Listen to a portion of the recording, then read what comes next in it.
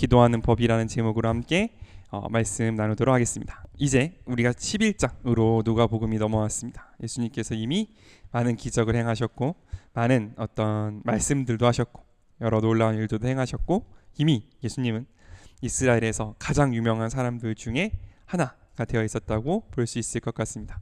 죽은 사람을 살리시기도 하시고 병든 사람을 낫게 하기도 하시고 귀신도 쫓으시고 등등 우리가 근 한 몇 달 동안 계속해서 이 앞에 누가복음을 통한 예수님의 사역들을 이제 쭉 봤죠. 그 끝에 아마 오늘 예수님이 제자들을 데리고 다니시면서 가장 기쁜 날이 아니셨을까라고 저는 생각합니다. 예수님이 여러 기적도 행하시고 여러 어떤 사람들도 구원하시고 하셨으나 예수님이 이 12제자를 데리고 다니시면서 12제자들을 혼내기도 하시고 때로는 위로하기도 하시고 밥도 먹이시고 등등등 여러 가지를 다 하셨지만 아마 예수님이 12제자를 향하여 가장 기쁘고 하나님께 감사한 날이 아니었을까 저는 생각하는데 왜냐하면 1절 때문입니다. 우리 1절 한번 같이 읽겠습니다. 방금 읽었지만 한 번만 더 같이 읽겠습니다. 1절 시작. 하루는 예수님이 어떤 곳에서 기도하시다가 기도를 다 마치시자 한 제자가 주님, 요한이 그의 제자들에게도 기도하는 법을 가르쳐 준 것처럼. 아멘. 드디어 제자들이 예수님의 기도하시는 모습을 보고 무슨 생각이 들었어요? 나도 기도를 해야 되나? 이런 생각이 든 첫 번째 장면이라고 할 수 있습니다. 그러니까 물론 이 예수님을 따르는 제자들도 여태까지 신실하게 하나님을 섬겨왔으니 기도를 했을 거예요. 그리고 어떤 구약의 혹은 그때 당시 전통으로 전해져 오는 어떤 정말 진지한 신앙의 생활을 해왔을 것이라고 생각합니다. 그러나 그렇게 오랜 시간 아마 정확한 추측은 어렵지만 예수님의 공생의 3년 중에서 거의 3분의 2 이상이 이미 지나가 버린 상황이라고 추측되고 있는 요 상황, 그러니까 적어도 제자들과 1년 반에서 2년 동안 같이 먹고 같이 자고 같이 생활하던 요 상황에 와서야 이제 제자들이 처음 예수님께 묻기 시작한 거예요. 예수님, 기도는 어떻게 하는 겁니까? 라고 처음 제자들이 예수님께 물어볼 마음가짐이 되었다라는 걸 우리는 볼 수 있습니다.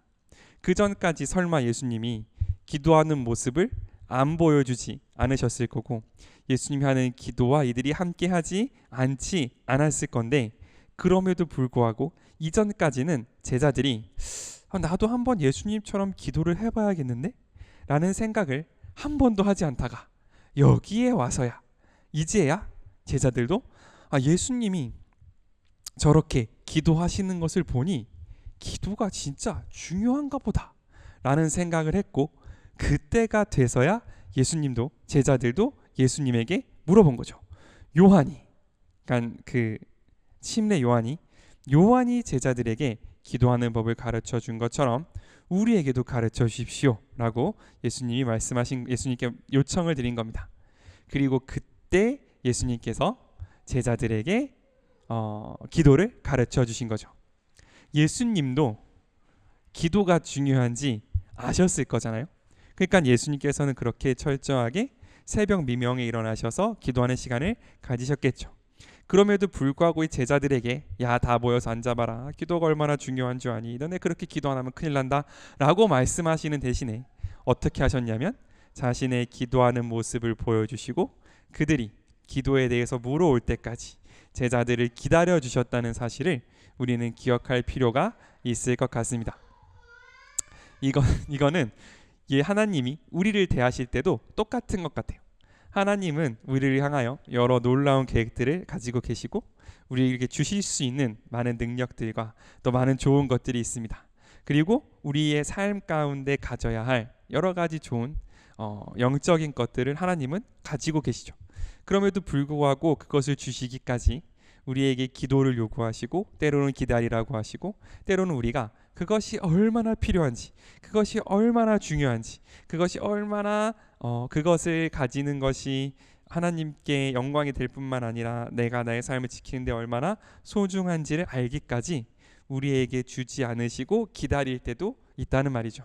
왜냐하면 그것을 먼저 주면, 혹은 이 제자들이, 우리들이 그것이 정말 나에게 필요합니다, 그것을 가르쳐 주십시오 라는 그 고백이 나오기 전에는 그것이 얼마나 귀중한 것이고 그것이 얼마나 소중한 것인지 알지 못하기 때문에, 그때에는 우리에게 그것을 줘봐야 어떻게 보면 쓸모없을 뿐만 아니라 오히려 위험할 수도 있는 상황이기 때문에, 하나님께서는 우리가 그것을 간구하고 그것을 가르쳐 달라고 하나님 앞에 나올 때까지 우리를 기다리신다라고 생각합니다. 오늘 기도를 가르쳐 주셨던 것처럼. 예를 들면 그런 거죠. 우리한테 뭐가 있다고 해볼까요? 금괴가 하나 있다고 해봅시다. 금괴 하나가 요즘 돈으로 얼마나 하는지 모르겠지만 대충 한 1억 하겠죠. 금괴가 하나 있는데 그거를 누구한테 줬냐면 우리 막내 수아한테 줬어요. 그럼 수아한테 이거는 쓸모가 있습니까 없습니까? 없어요. 그냥 괜히 무겁고 단단한 돌덩어리일 뿐이에요. 괜히 들고 다니다가 머리라도 치면 아플 뿐 아무짝에도 쓸모가 없는 겁니다. 근데 나중에 커서 이제 시집도 가고 집 살 때가 왔어요. 그러면 그 금괴는 어떤 의미를 갖고 있습니까? 엄청 중요한 거죠. 그때에서야 그 금괴가 우리 막내한테 의미가 있는 것처럼, 하나님이 주시는 여러 선물들도 우리가 그냥 성경으로 봐서 아 이거 너무 좋은데 이렇게는 우리에게 선물이 되지 않는다는 거죠. 우리의 삶의 순간에서, 우리가 삶의 어떤 환경 가운데에서 정말 그것이 없으면, 정말 나에게 평안이 없으면, 정말 나에게 평화가 없으면, 정말 나에게 지혜가 없으면, 정말 내가 한 걸음 잘못 디디면 무너져 버릴 것만 같은, 바로 그 순간 가운데 우리는 주님께 정말로 그것을 달라고 간구하게 되고, 주님께서는 그것에 응답하셔서 우리에게 그 하늘에 있는 좋은 지혜를, 그 평안을, 그리고 그 능력을 우리에게 주실 때, 그때 그것이 정말 우리에게 선물 될 수 있다는 사실, 우리가 그것을 꼭 기억할 수 있으면 좋겠습니다. 그러므로 우리가 주님께 간구하는 올바른 태도는 저 사람은 저거 갖고 있고 성경에는 이게 나오던데 나한테 왜 없습니까? 라기보다는 주님, 제가 지금 여기 있는 이 상황 가운데에서 여기서 내가 하나님 주님이 주신 주님의 뜻을 이루기 위하여 꼭 필요한 것을 나에게 주실 줄을 믿습니다. 하나님, 그러므로 나와 함께하여 주시옵소서. 이 기도를 올려드릴 수 있을 때 주님께서는 선물로서 우리에게 당신이 가지신 모든 것을 주실 줄로 믿습니다. 하나님도 우리를 그렇게 교육하시는 반면 이렇게 생각해 볼 수도 있을 것 같아요. 저희를 뭐 좁게 말하면 저를 이제 보고 신앙생활을 하는 아이들이 있죠. 쟤네들은 왜 기도를 하지 않는가? 쟤네들은 왜 큐티를 하지 않으며, 쟤네들은 왜 성경 읽을 때 감동이 없는가를 곰곰이 생각해 보면, 내가 내 삶에 급하고 어려운 순간에 기도를 했나 짜증을 냈나를 한번 되돌아보면 어느 정도 답이 있지 않을까 하는 생각도 해보게 되는 거죠. 내 삶에 막 두려운 순간이 있고 너무 어려운 일이 있을 때 나는 기도를 택했는가, 한풀이를 택했는가, 이런 것들을 한번 곰곰이 생각해 보면 그래 그걸 배웠을 수도 있겠다라는 걸 한번 이제 되돌아볼 수도 있는 거고, 또 나아가서 주님이 그 사람에게, 주님이 그 자녀에게 역사하시기 전까지는 우리가 할 수 있는 건 뭐냐면, 그럼에도 불구하고 아둥바둥 주님을 따라가는 삶을 보여주는 것, 그것밖에 없을 수도 있다는 것, 우리가 그것을 조금 겸손하게 받아들일 수 있으면 좋겠습니다. 내가 나의 가장 사랑하는 자녀, 혹은 내 가장 사랑하는 동역자, 혹은 내 가장 사랑하는 나의 어떤 제자들, 후배들에게 하고만 할 수만 있으면 다 앉혀놓고 기도가 얼마나 중요한지 아니야, 찬양이 얼마나 즐거운 건지 아니야 라고 강제 주입을 하고 싶지만, 나도 그렇게 변하지 않았고 하나님도 나를 그렇게 다루시지 않았고 나도 사람을 그렇게 변화시킬 수 없다라는 거죠. 다만 내가 할 수 있는 건 뭐냐면, 삶의 어느 순간에 도달하면, 주님께서 그를 이끄신 어느 순간에 도달하면 반드시 기도는 어떻게 해야 되지? 어떻게 기도해야 내가 하나님과 소통할 수 있지를 고민하는 순간이 올 거고, 어떻게 해야 하나님께 드리는 찬양이 즐거움이 될 수 있는지를 고민하는 순간이 올 거고, 어떻게 살아가는 것이 하나님을 따라가는 삶인지를 분별해야 되는 그 순간, 누군가의 조언이, 누군가의 도움이 필요한 그 순간이 올 건데, 우리가 그 순간에 이게 기도야, 이게 찬양이야, 이게 주님을 따라가는 삶이라고 말해주기에 부끄럽지 않은 그런 삶을 살아가는 것, 그게 우리가 할 수 있는 최선이라는 것을 우리가 꼭 기억할 수 있으면 좋겠습니다. 그러므로 우리가 우리의 삶을 한번 돌아볼 수 있으면 좋겠어요. 우리를 보고 있는 사람들, 비단 우리의 자녀뿐만이 아니더라도 내 주변에서 내가 예수를 믿는 것을 알고 내가 하나님을 따라가는 삶이란 것을 알고 있는 그 사람들은 나를 통하여 하나님을 보고 나를 통하여 예수를 믿는 사람들은 어떤 다른 판단을 내리는지를 궁금해할 텐데, 우리는 과연 그런 결정들, 그런 기도들, 그런 삶을 살아가고 있는지 그것을 한번 돌아보는 시간이 될 수 있으면 좋겠습니다. 결론적으로 사람은 진짜 조금씩 변해간다는 거예요. 예수님이랑 직접 말씀 그 자체와 직접 맞닿으며 살아갔던 제자들조차도 기도를 한번 해볼까? 어떻게 해야 되지?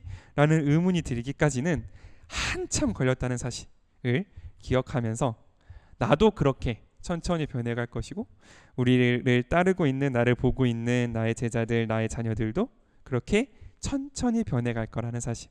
그러나 분명히 하나님께서는 그 순간 바로 그 자리에 계셔서 우리에게 필요한 도움을 주실 것이라는 사실을 우리가 믿음으로 함께 고백할 수 있으면 좋겠습니다.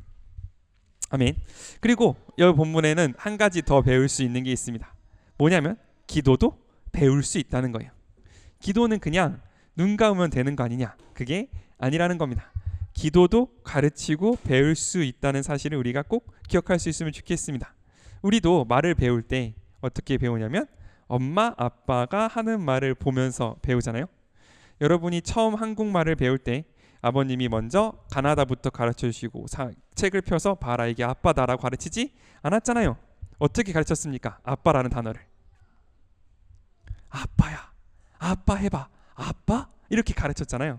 그러므로 말 혹은 기도를 가르친다라는 사실은 단순히 자, 첫 번째 하나님께 영광 올려드리고, 두 번째 나의 부족함을 구하고, 세 번째 나의 필요를 구하고, 네 번째 뭐 예배드리고, 그 다음에 아멘으로 끝내는 거, 이거를 가르치는 것이 아니라 그 기도를 통하여 보여주고 싶은, 그 기도를 통하여 연관되고 싶은 그 사람에게 어떻게 나는 소통하는가를 보여주는 것, 그게 기도를 가르친다라고 볼 수 있습니다. 그러므로 기도를 가르쳐 주십시오 라는 이 말은 어떤 기도문, 그러니까 멋지게 잘 쓰여진 처음부터 끝까지 한번 쫙 읽으면 성경을 관통하는 기도문을 가르쳐 달라는 것이 아니라, 이 기도를 통하여 이 따로 구별되어져 있는 시간을 통하여 어떻게 하나님과 연락하는지, 어떻게 하나님을 알고 하나님과 소통하는지를 가르쳐 주십시오. 그 하나님이 누구십니까? 라는 걸 물어보는 거라고 할 수 있죠. 그래서 예수님이 그때부터 대답하십니다. 예수님의 기도 2절 우리 한번 같이 읽도록 하겠습니다. 2절입니다. 시작. 그래서 예수님은 제자들에게 이렇게 기도하라고 말씀하셨다. 아버지의 이름이 거룩히 여김을 받게 하시고 아버지의 나라가 속히 오게 하시며. 첫 번째, 우리가 누군가 얘기할 때 가장 먼저 하는 게 누굽니까? 뭡니까? 내가 누구랑 얘기를 해야 돼요.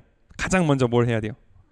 하나님, 그쵸? 하나님 얘기할 때 하나님 이러는데, 내가 누군가 얘기해야 될 때 가장 먼저 해야 되는 거, 그쵸? 불러야죠. 그 사람을 불러야 그 사람이 나랑 얘기할 거 아닙니까?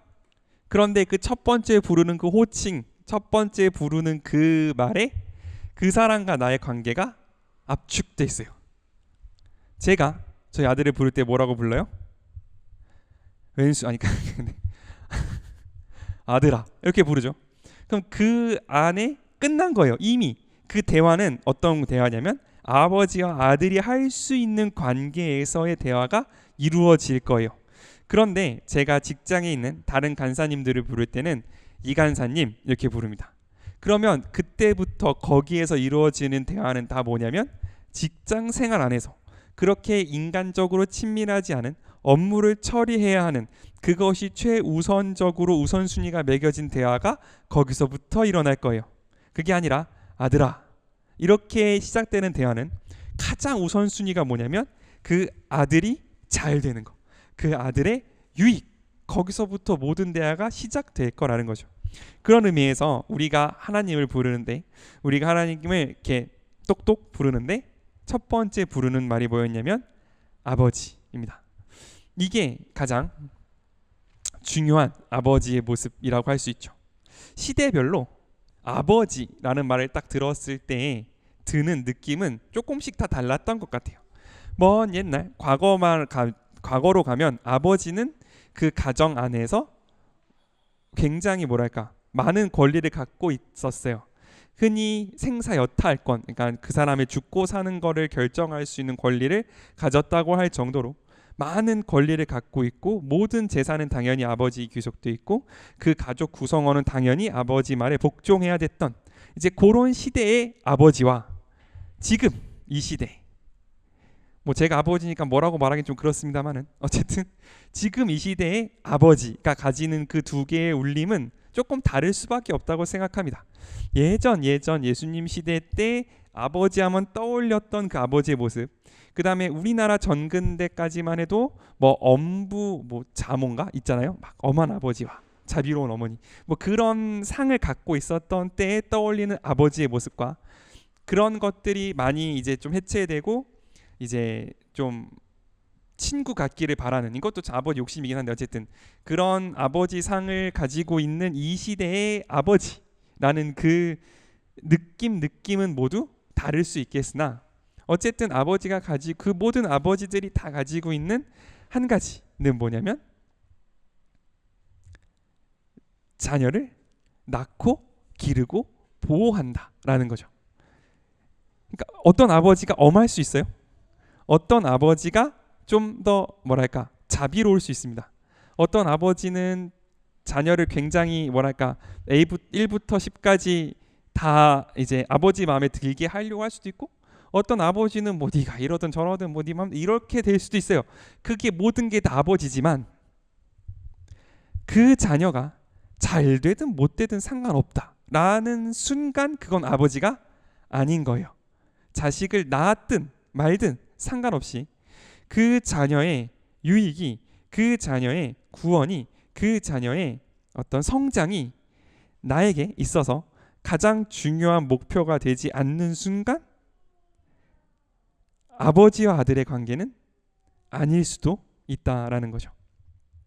그러므로 우리가 하나님을 부를 때 여러 가지 호칭들이 있습니다. 주님, 뭐 하나님, 뭐 아무튼 여러 가지 호칭들이 있지만 하나님, 예수님이 가르쳐 주신 그 모든 것을 제치고 우리가 딱 처음 고백해야 되는 건 뭐냐면 당신이 나의 아버지이십니다.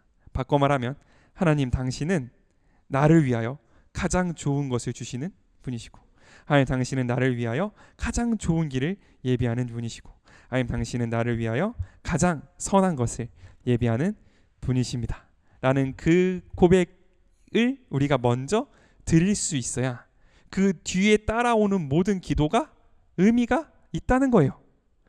내가 하나님이 내 아버지가 아니야. 하나님이랑 나랑 무슨 계약 관계야. 내가 짧은 기도 10번 드리면 작은 손 하나 들어주고, 긴 기도 5번 드리면 큰 손 하나 들어주는 그런 계약 관계라면 이 뒤에 오는 모든 기도들은 하등의 쓸모가 없는 일들이에요. 그분이 나를 사랑하지 않는데, 그분이 나를 그분의 지혜로 돌보시지 않는데, 그분이 나를 그분의 능력으로 돌보시지 않고 나랑 그분과 계약한 그 규칙만 따라간다면 날마다 필요한 양식을 달라는 간구가 무슨 소용이 있으며, 하나님의 나라가 오게 달라는 그 간구가 무슨 소용이 있냐는 거죠.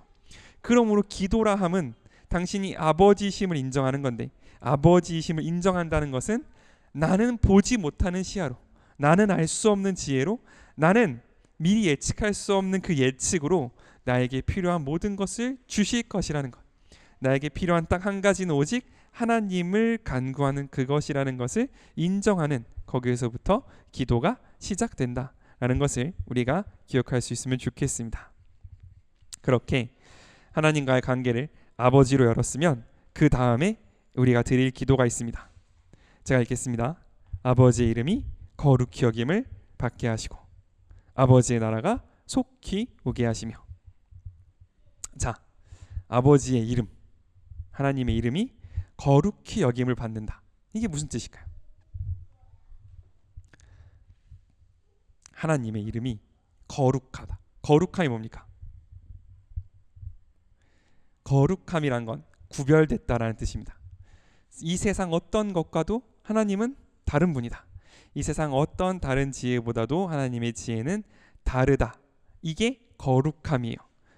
그 안에 어떤 깨끗함, 정결함도 포함되어 있지만 가장 근본적인 의미는 세상과 구별되어 있음의 거룩함입니다. 그러므로 하나님의 이름이 거룩할 여김을 받게 한다라는 건 뭐냐면 하나님 당신은 세상과 다른 분입니다.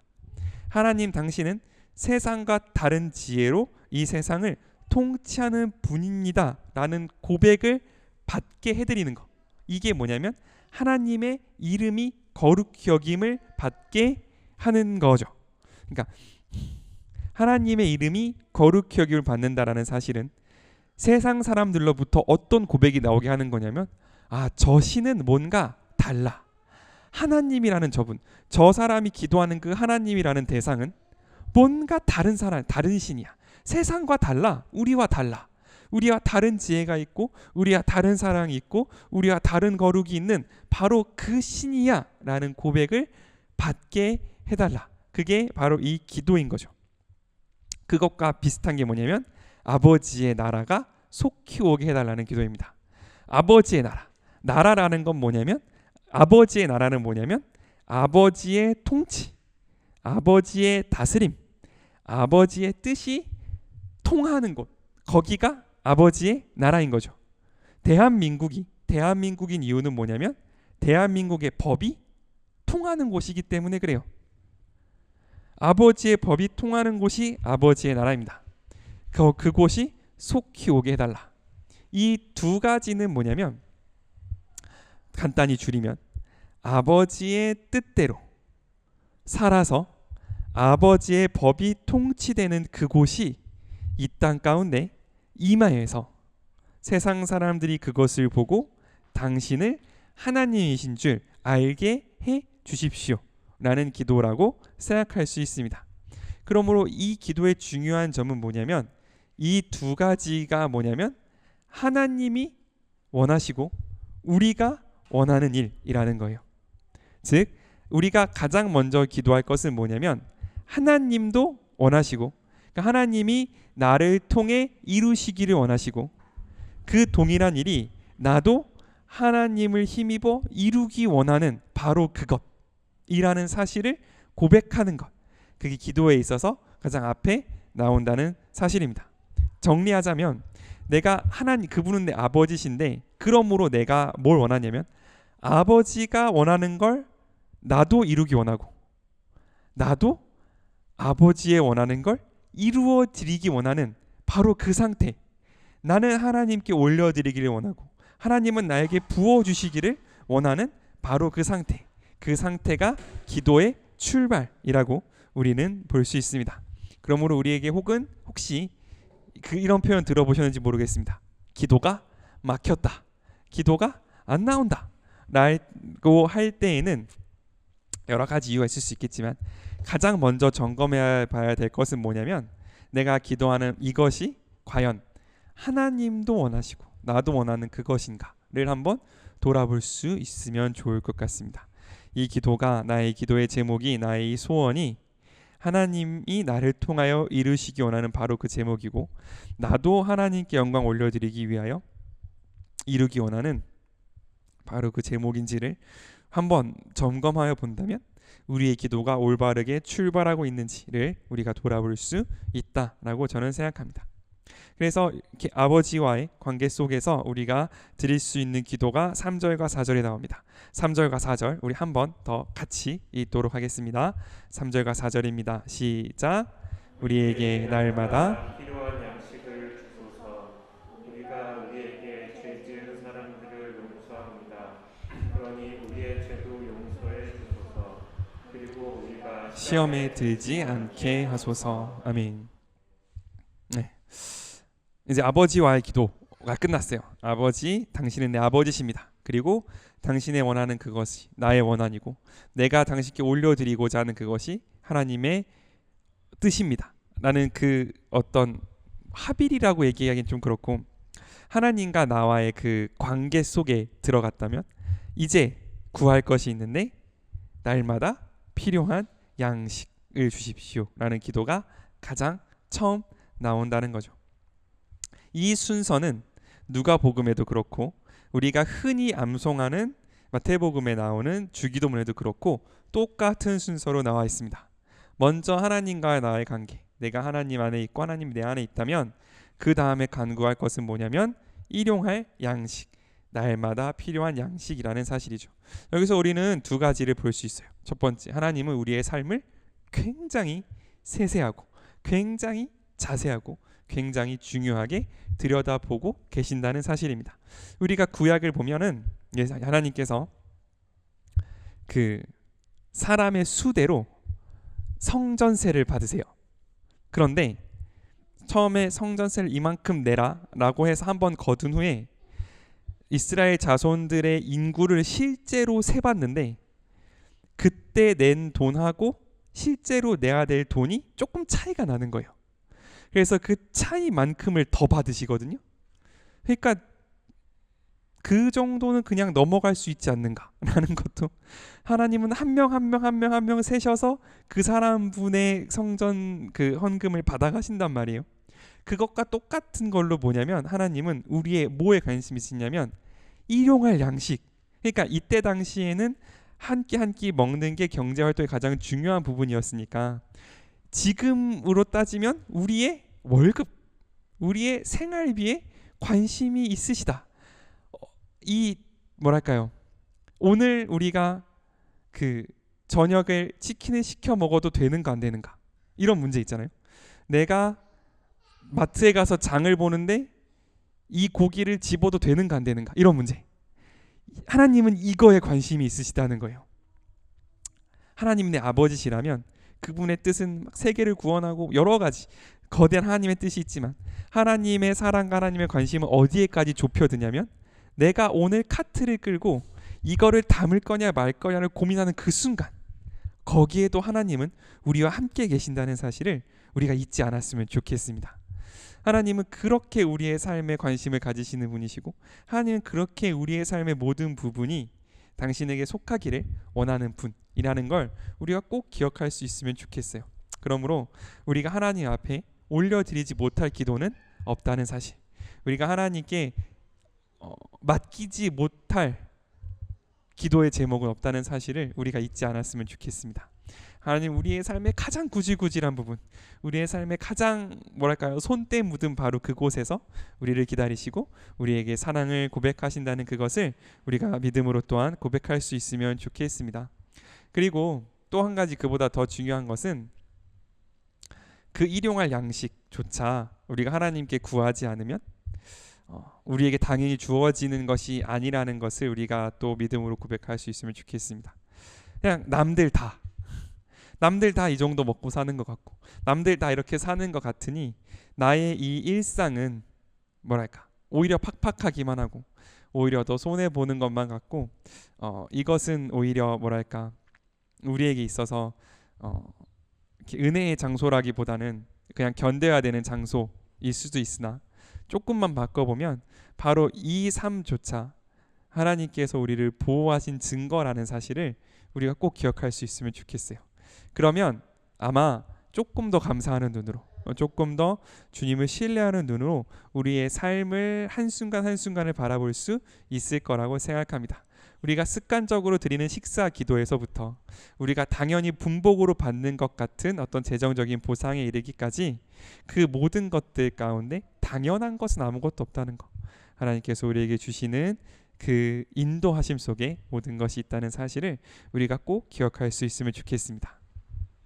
그래서 그렇게 우리의 내밀한 부분까지, 우리의 정말 가장 구질구질한 부분까지 우리를 돌보시는 하나님께 우리가 또한 간구할 것이 있는데 그게 4절입니다. 우리가 우리에게 죄 지은 사람을 용서하겠습니다. 그러니 우리의 죄도 용서하여 주시옵소서. 이 기도의 가장 특징적인 부분은 뭐냐면 나의 결심이 선행하는 부분이라는 거예요.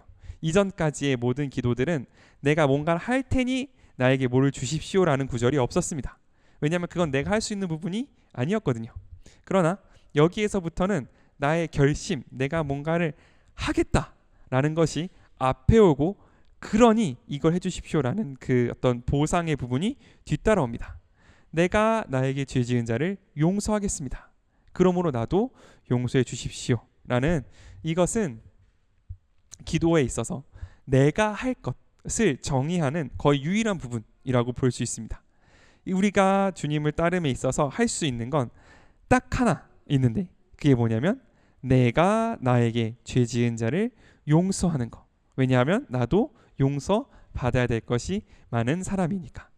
요것을 우리가 기억할 수 있으면 좋겠습니다. 그러니까 먹고 사는 문제, 일용할 양식은 내가 뭘 할 테니 뭘 주십시오라는 대상이 되기 힘들 수 있어요.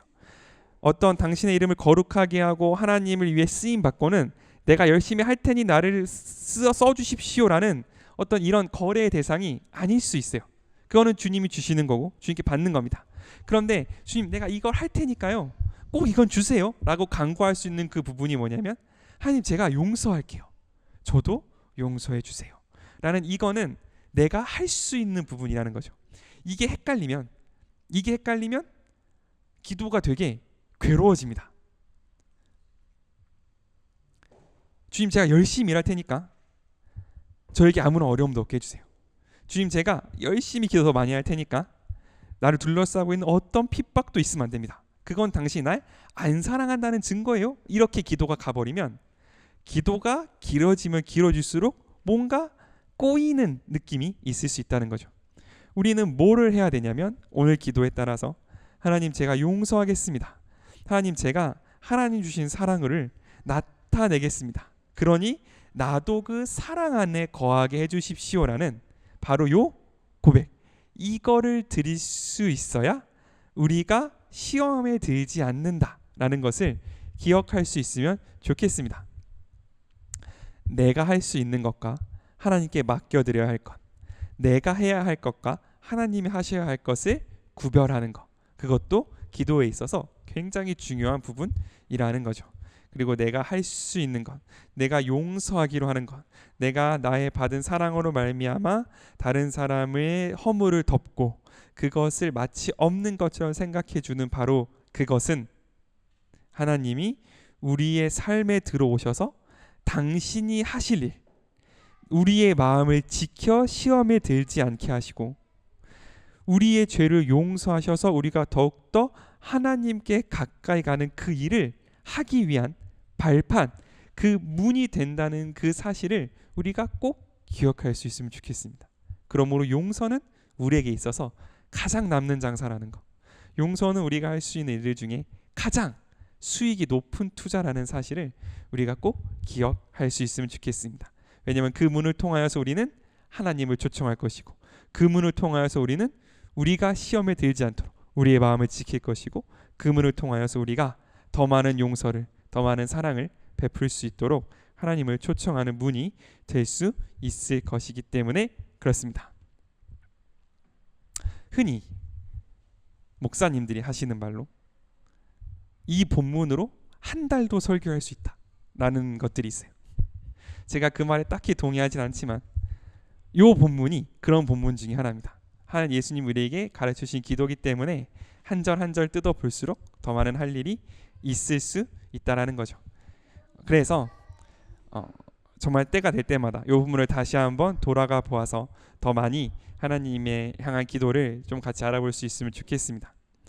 어쨌든 제가 이 말씀을 왜 드리냐면, 제가 이런 부탁 잘 드리지 않는데 요 본문 요것만큼은 꼭 한번 집에 가셔서 기도할 때 한번 그대로 해볼 수 있으면 좋겠어요. 고개를 가로젓지 마시고, 요 오늘만큼, 제가 이런 부탁 잘 안 드리는 거 알지 않습니까? 오늘만큼, 요 본문만큼은 딱 4절이잖아요, 그죠? 예수님의 기도만 따지면 3절입니다. 2절부터 4절까지.